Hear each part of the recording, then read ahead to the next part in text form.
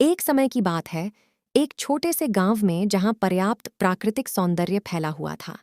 इस गांव के पास एक घने जंगल का एक खास हिस्सा था, जिसे सभी लोग बचपन से ही डर से दूर रहते थे। वह जंगल आकाशमणि वन के नाम से प्रसिद्ध था, क्योंकि उसमें चमकदार आकाशमणि पौधों की बेशुमार मात्रा में पाए जाते थे। इस वन के बारे में बहुत सी किस्से कहानियां थीं, जिनमें लोगों को आकाशमणि प्राप्ति के लिए उस जंगल में कई प्रतिकूलताओं का सामना करना पड़ता था।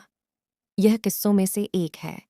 गांव की एक छोटी सी लड़की नामक लीला थी, जिसकी डरपोक छवि के बावजूद वह बहुत ही साहसी और नेक दिल की थी।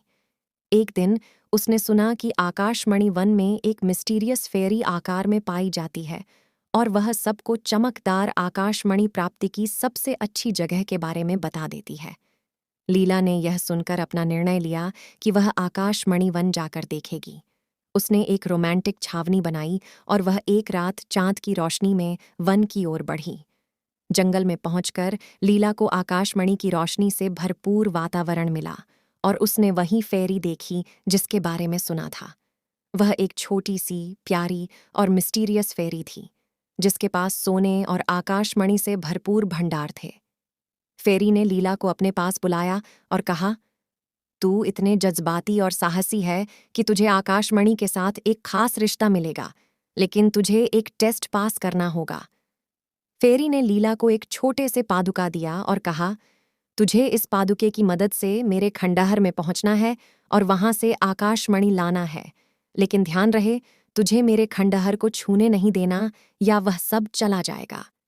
लीला ने पादुके पहने और धीरे धीरे फेरी के खंडहर की ओर बढ़ाना शुरू किया। उसने खंडहर के अंदर बहुत सारे खजाने और सोने के आभूषण पाए, लेकिन वह धीरे धीरे लीला ने पादुके पहने और धीरे धीरे फेरी के खंडहर की ओर बढ़ना जारी रखा। उसने खंडहर के अंदर बहुत सारे खजाने और सोने के आभूषण पाए, लेकिन वह धीरे धीरे अपने लक्ष्य की ओर बढ़ती रही। अचानक एक बड़ी सी सांप उसके सामने आ गया। सांप डरावने स्वर में बोला, कौन है तू और यहाँ क्या कर रही है? लीला डर के बावजूद साहसी रही और बताया, मैं एक परी के साथ मिलने आई हूँ और उसके खंडहर से आकाशमणि लाने की कोशिश कर रही हूँ।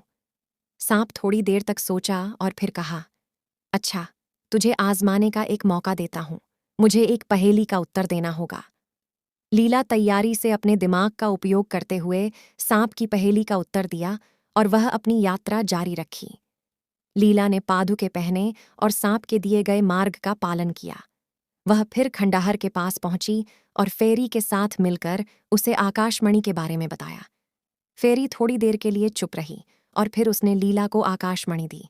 वह थी एक छोटी सी चमकदार पत्थर, जिसमें पूरे आकाश का आदान प्रदान था। फेरी ने कहा, तुमने सच में अपनी साहसी और नेक दिल से इसे प्राप्त किया है, लीला। इस आकाशमणि का तुम पर और तुम्हारे गांव के लोगों पर बड़ा असर होगा।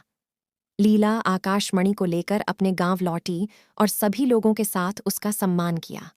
वह आकाशमणि का प्रयोग बड़ी सावधानी से करती रही और उसका संरक्षण करती रही।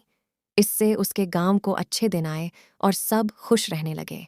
और इस तरह लीला की साहस और सच्चाई ने एक मिस्टीरियस फेरी के साथ एक प्यारा सा परिकठा बना दिया, जिसमें सफलता और नेकी की जीत थी